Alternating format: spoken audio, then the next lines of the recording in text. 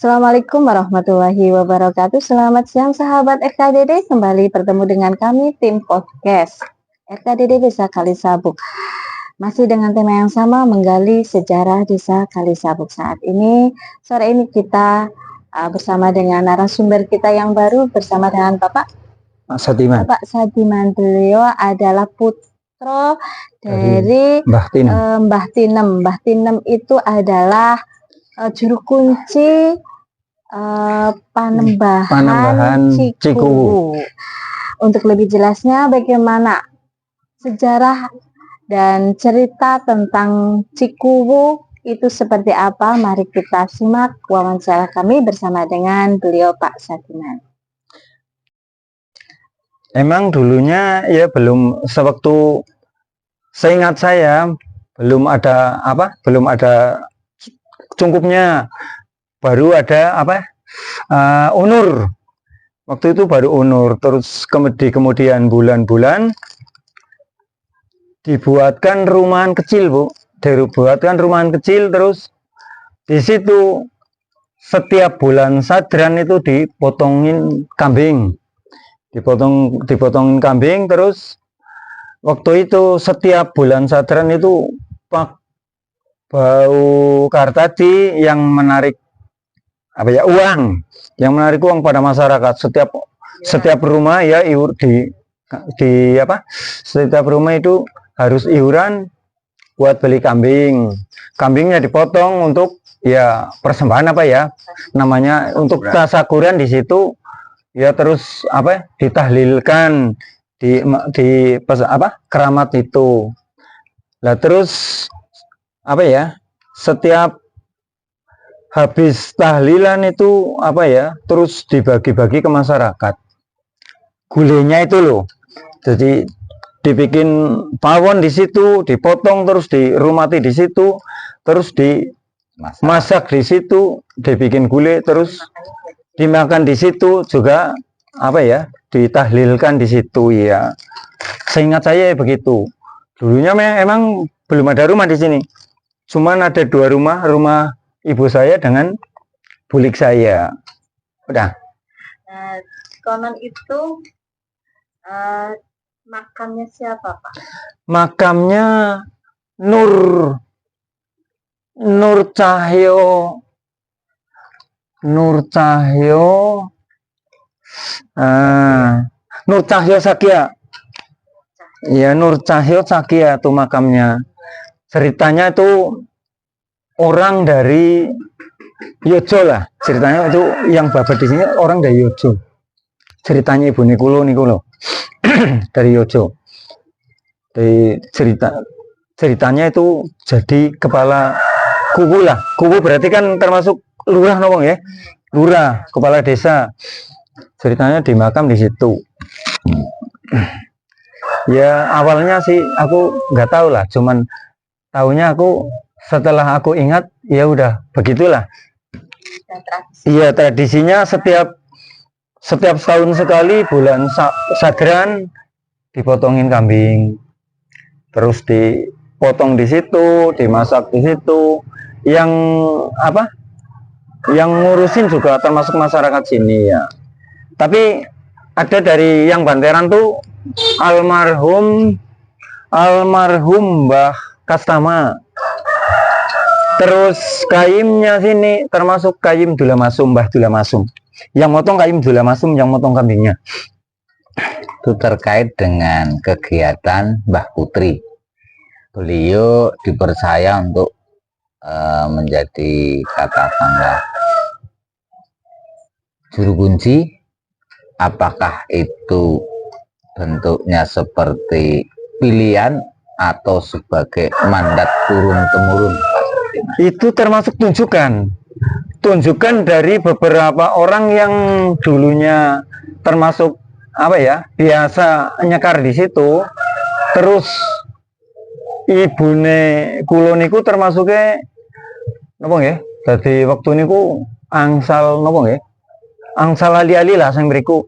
Terus akhirnya ken ngrumati, terus ken nyapu setiap Selasa Kliwon, Jumat Kliwon disuruh apa nyapu bersih terus dikasih apa itu kembang. Nah niku kan Bu, ali-ali niku nemu di situ napa ada orang yang Itu yang ngasih itu ceritanya dalam impian ya, dalam impian ceritanya dari dalam impian tuh diberi cincin itu tapi ditaruh di atas batu lah, terus siangnya diambil. Emang ada cincinnya, ada, bener-bener ada, sekarang pun masih kecil banget. Katanya tuh cincin itu cincin dari apa, kemana sih kan? Oh iya. Cincin dari puyuh, tapi puyuhnya bukan puyuh sembarang puyuh, bukan sembarang puyuh, kecil banget. Iya, burung puyuh tuh, tapi burungnya dari bunyinya nggak seperti puyuh-puyuh yang biasa tuh, enggak. Oh, cincinnya berarti Masih. bukan cincin yang dipakai orang gitu, Bu? Bukan, cincinnya kecil banget, masih. Sekarang juga masih. Bayi pun orang muat. Cincin kecil banget. Kaki puyuh. Cincin kaki Gitu puyuh. ya? Iya, Nah. cincin kaki puyuh, kecil banget. Sekarang juga masih. Jadi bentuknya bukan cincin pada Bukan cincin. umumnya untuk dipakai Bukan. orang, tapi Cincinnya cincin cincin puyuh. yang digunakan oleh burung puyuh. Iya, itu katanya yang biasa pakai tuh puyuh itu, tapi puyuh itu ya mungkin termasuk apa ya? Termasuk yang jaga di situ juga nggak tahu. Itu Pak Nur Zaki ada keturunan nggak? Gimana? Ada keturunannya nggak? Ya nggak tahu. Kalau keturunnya tidak ada yang menceritakan. Cuman sepengetahuan saya ya cuman begitu. Dari begitu aku aku ingat kalau nggak salah kelas 1 SD lah. Kelas 1 SD itu ibu saya mulai mulai ngurus di situ. Itu pun termasuknya disuruh oleh Mbah Kasama. Termasuk Bayan Kasan, termasuk dulu kan bau Kartadi. Tapi sebelumnya sudah ada kegiatan nyekar ataupun kegiatan tahlil. Sebelumnya enggak, cuman kalau yang nyekar tuh malah bukan orang sini, termasuk orang jauh-jauh. Tapi ketika ya kalau boleh dikata termasuknya apa, kumpulan terus dibentuk, maksudnya dibentuk apa istilahnya ya, ben maksudnya setiap sadran di gawekna apa istilahnya Rembuk warga lah ya. ya rembuk warga, terus setiap sadran ke dipotongna kambing. Semula nggak pernah disekar, nggak pernah disapu. Setelah ada kegiatan mulai adanya penyekaran ataupun bebersih itu jenengan di umur kelas 1 SD. Kisaran tahun berapa Pak Sati? Tahun berapa ya? Aku tahun 80 persis lulus SD. Diambil 6 tahun. 6 tahun. 7 ada perpanjangan pelajaran setengah tahun, ada yang 1,5 tahun. 73 mulai diadakan kegiatan nyekar, kemudian tahlil bersama secara besar di lingkungan dusun Kalisabuk. Iya. Nah, kalau sebelumnya orang nyekar datang itu sendiri-sendiri, secara pribadi ya.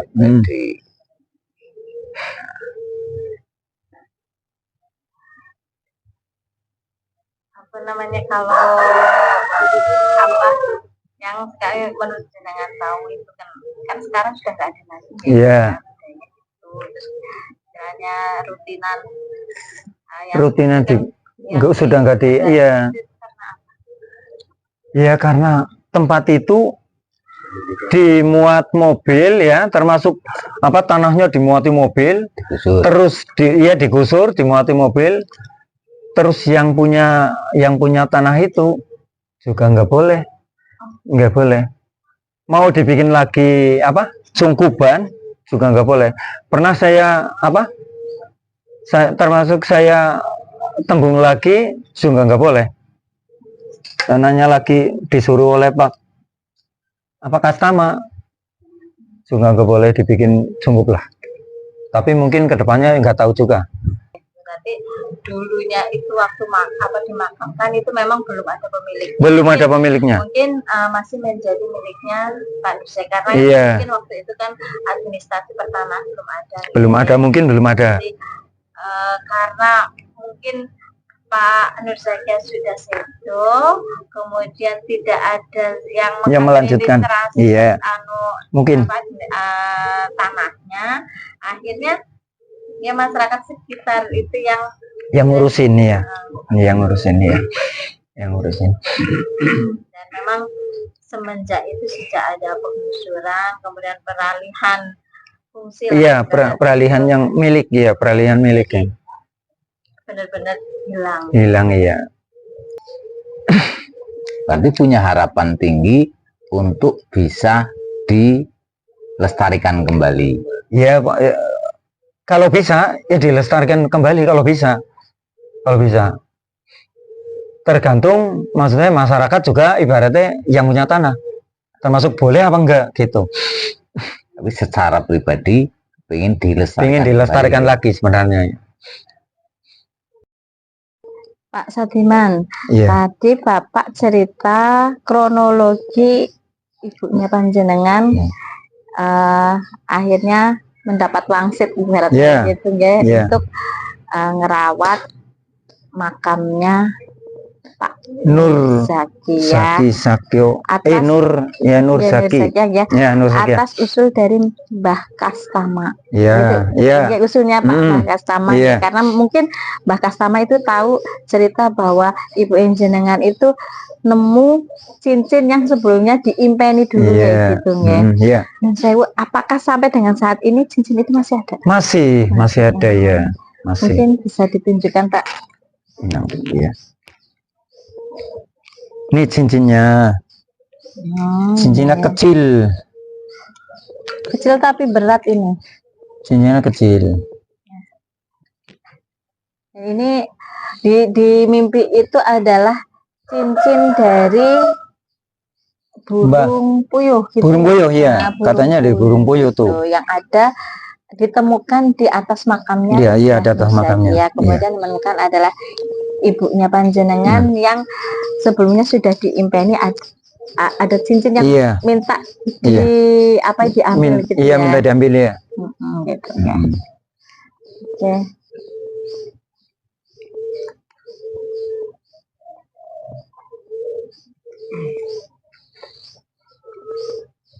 Nah, itu Pak Sadiman, tadi juga Bapak Sadiman menceritakan ini kan karena sudah adat itu yang bikin tasyakuran untuk warga masyarakat setempat itu sudah tidak ada, itu karena adanya pembongkaran. Ya. Nah, pembongkaran itu kenapa dibongkar ya gitu, terus atas izin siapa, terus pembongkaran itu dibawa kemana ya? Tujuannya apa ya? Tujuannya itu dari Pak Badrudin itu kan istilahnya jual tanah tapi modelnya dijual pakai retritan, pakai mobil perit ya, dikarboni terus dimuat di mobil terus dibawa ke areal 70 Cilacap. Iya, dibawa ke areal 70 buat tanggul-tanggul kilang sama almarhum Mbah Wir Atmojo. Nah, terus di situ keluarlah ular-ular itu yang kecil-kecil banyak banget, terus yang ada yang gede satu, yang gede banget satu. Tapi ular itu langsung menghilang, yang gede langsung menghilang. Jadi nampak terus di bawah masuk di bawah tunggak bambu itu langsung hilang, nggak bisa dicari ular itu. Terus tanah yang dibawa ke areal 70 itu yang pas ada makamnya itu katanya ada tulang ada tulangnya. Lah itu kan mobil yang bawa termasuk tanah yang ada tulangnya itu di depannya itu nabrak anak itu langsung meninggal di tempat. Supirnya kalau nggak salah orang Tritih Lor. Ya, itu kisahnya begitu. Jadi tulang belulangnya itu ikut diangkut. Ikut gitu ya. diangkut. Jadi tanpa istilahnya gini, itu kan mungkin sebagian besar dari masyarakat itu kan tahu bahwa yang dimakam itu kan adalah sosok yang punya jasa besar buat Kali Sabuk, termasuk mungkin buat yang punya tanah itu sendiri, ya harusnya gitu ya. Setidaknya kan paling tidak untuk menghormati itu ada tulang, karena mau dibongkar ya di istilahnya dipindah, diperlakukan sebagaimana mestinya seorang mungkin muslim ya, insya Allah muslim gitu ya, diperlakukan secara terhormat lah gitu. Emang dia itu nggak mau diingatkan. Jadi itu harapannya itu, maksudnya tanah ini harus rata, harus dijual. Dijual atasnya.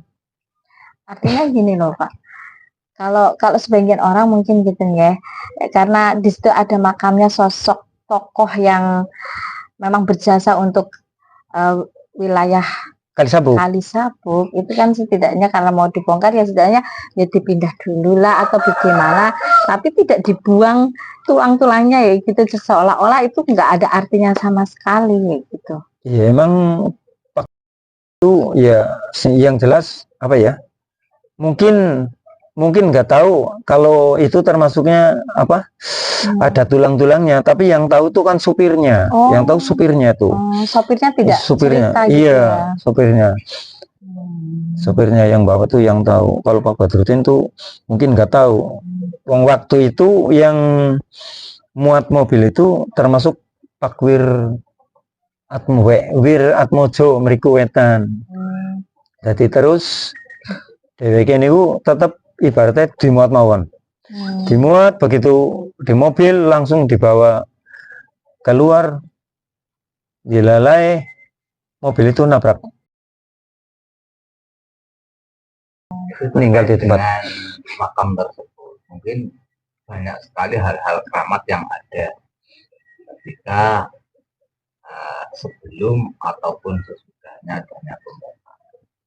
Mungkin ada beberapa keramat yang perlu kami ketahui, Pak Sandikan, keramatnya apa. Sebenarnya kalau dalam impian-impian itu, yang jelas itu termasuk yang penghuni keramat itu sebenarnya minta dibikinin cukup lagi sebenarnya. Tapi karena yang termasuk yang punya tanah itu termasuk tidak boleh. Sebenarnya masyarakat ingin membuat cukup lagi. Termasuk aku pribadi ingin berharap dibikinin, walaupun istilahnya cukup lagi. Tulang-tulang iya, sudah nggak ada. Nah itu sekitar tahun berapa nih pembongkaran? Pembongkaran kayaknya sekitar tahun 85-an. Sekitar 85-an. 85-an dibongkar. 80-an berarti sudah ada pemerintahan resmi. Berarti itu kan ada izin udah. Haji Ali Mabrur, Ali Baina, Bu. Berarti mendapatkan izin dari jembatan baru ya, Pak? Iya, jembatan baru kan. Yang bangun tuh jembatan itu dulunya kan Sasak. Terus dibangun ABRI Masuk Desa waktu itu, AMD. ABRI Masuk Desa, ya mungkin dana-dana itu termasuk dana termasuk iuran jalan bagi mobil-mobil, mungkin itu juga dikumpulkan, bisa juga termasuk itu dari AMD juga yang termasuk ibaratnya tenaga maupun juga termasuk material-material juga aku nggak tahu juga. Wong saat itu aku ya sing jelas belum begitu gede lah. Ya istilahnya berarti semenjak saat itu sejarahnya Pak Nur Zakia sebagai kubu pertama di Kalisabuk benar-benar hilang ya. Benar-benar hilang sekarang ya. Sampai dengan saya sendiri pun sudah tidak tahu sejarahnya. Padahal beliau adalah orang pertama yang babat alas, satu babat alas, yang kedua tentunya yang memerintah memimpin desa Kalisabuknya. Ya, sebenarnya ada sedikit kerugian ya buat generasi bahwa kita kehilangan sejarah. Iya. Terkait dengan hal keramat mistis, itu kan biasanya makam banyak mistis, Pak. Iya. Misalkan kejadian-kejadian mistis yang terjadi, apakah ada, barangkali mungkin juga ada yang dipercaya oleh masyarakat yang mempercayai dengan adanya mistis atau kekuatan mistis tertentu di makam tersebut. Ya, saat sekarang termasuknya belum ada yang ngurusin lagi termasuk. Ya, konon itu makam beliau itu punya nilai mistis enggak di mata masyarakat, atau ya pada kalangan milik gaibnya apa? Ada, ataukah hanya sekedar makamnya seorang kubu ya gitu, ataukah ada sesuatu yang istimewa lah istilahnya gitu. Emang sebelumnya sebelumnya makam itu dibongkar dulu, berhenti. Sebelumnya makam itu dibongkar, walaupun termasuknya ada ada hara-huru kalau sampai Kalisabuk itu termasuk lebar, nggak sampai terjadilah. Ibaratnya mau ada apalah, termasuk ibaratnya istilahnya, termasuk masalah, termasuk masalah gede pun termasuk sampai Kalisabuk aman. Yang dulu sengertinya saya begitu emang. Tapi setelah makam itu termasuk udah terbongkar, ya termasuknya termasuk masalah-masalah yang di Kalisabuk terjadi termasuk banyak. Termasuk orang-orang, termasuk ibarat di lingkungan sering kena sakit, terus sering ibaratnya ada yang kesurupan, itu sering. Setelah itu dibongkar. Iya, setelah dibongkar. Ya termasuk mungkin cara ibaratnya yang tadinya ada rumahnya terus nggak ada rumahnya, akhirnya kan mungkin marah juga lah ya, penghuni itu mungkin marah juga. Termasuk termasuk menghantui, termasuk lingkungan lah. Tapi alhamdulillah sekarang sih ya mending lah, sekarang sudah aman ya. Setelah Pak RT Tasiman termasuk bikinin sedekah bumi udah berapa kali ya? 5 ya? 5 kali. Setelah dibikinin suku tasakuran setiap bulan sura, ya alhamdulillah termasuk aman juga. Yang lepas dari kegiatan yang ada di balai desa, berarti Pak RT bikin sendiri RT kan? Khusus RT Mriki. Khusus RT 4. Sekitar 5 kali lah. 5 kali ini? Iya, 5 kali ini kemarin. Ini luar biasa 5 kali. Emang termasuknya udah ya maksudnya, begitu aman lah. Kami yang ada di pemerintahan kayaknya nggak mendengar itu loh. Ternyata ada pelestarian adat istilahnya. Ada. Khusus RT 4. Ya kemarin pas tahun ini dan sudah kemarin ada. Malam Jumat Kliwon ya? Iya. Malam Minggu. Malam Minggu Pahing. Juga sistemnya di sini seluruh masyarakat. Besar, kecil, ibu, anak-anak keluar semua. Ditempatkan di. Iya, di situ, di depannya Pak RT. Saya. Di depan Pak RT. Soalnya itu semua masyarakat kumpul semua. Apa namanya? Dalamnya Pak RT itu dekatan ya. Termasuk di sampingnya sih. Mengadakan doa bersama lah intinya. Kan ke itu Sakio Nur Sakio. Iya. Ya agak lumayan lah, termasuk ibaratnya yang biasanya sering-sering kena sakit lah, kena alhamdulillah begitu termasuk dilancarkan lagi, termasuk tasakuran setiap bulan sura, ya mending. Nah, itu alhamdulillah sama keramat yang ada, apakah masih ada dari warga sekitar ataupun mungkin warga jauh, orang jauh yang datang mencari keramat dari Petilasannya itu. petilasan tersebut. Emang dulu ada, kalau nggak salah dari Jogja juga ke sini mengambil apa ya? Katanya ada diimpeni lah, dikasih firasat malam-malam terus siangnya ke sini. Tapi aku nggak begitu nggak begitu tahu. Aku cuman hanya dengar kabarnya dari Jogja juga langsung itu. Itu Termasuk pasti mencari makam itu. masih ada keramat yang Masih ada yang mencari keramat itu. katakanlah bidang keberkahan melalui makam yang ada di sini untuk berdoa mencari keselamatan. Itu ya, Pak. Terus yang anehnya kalau di sini mau ada pilihan kepala desa maupun termasuk terkait pilihan apalah, kalau yang termasuk ibaratnya soan di sini dulu yang sudah yang sudah kelewatan pasti jadi zaman Pak Rohmat, zaman Pak Ripan, asalkan yang soan ke sini pertama yang paling awal insya Allah jadi, insya Allah. Iya, zaman Pak Rohmat pun begitu. Ini sebenarnya ya Pak, orang-orang Merinding aku. itu sebenarnya tahu betul bahwa memang di sini ada petilasan, ada istilahnya sesuatu yang memang harus dihormati terlebih dahulu ya. Iya, sebenarnya begitu. Paham. Sebenarnya begitu. Nah itu ya karena memang sudah menjadi hak milik istri ya tanahnya, jadi tidak bisa berbuat apa-apa. Iya. Gitu ya. Pak Sadiman, terkait dengan makam Mbah Kuwu itu sekarang kan sudah katakanlah dibongkar dan tidak ada. Bentuknya sekarang sudah katakanlah pekarangan. Punah ya.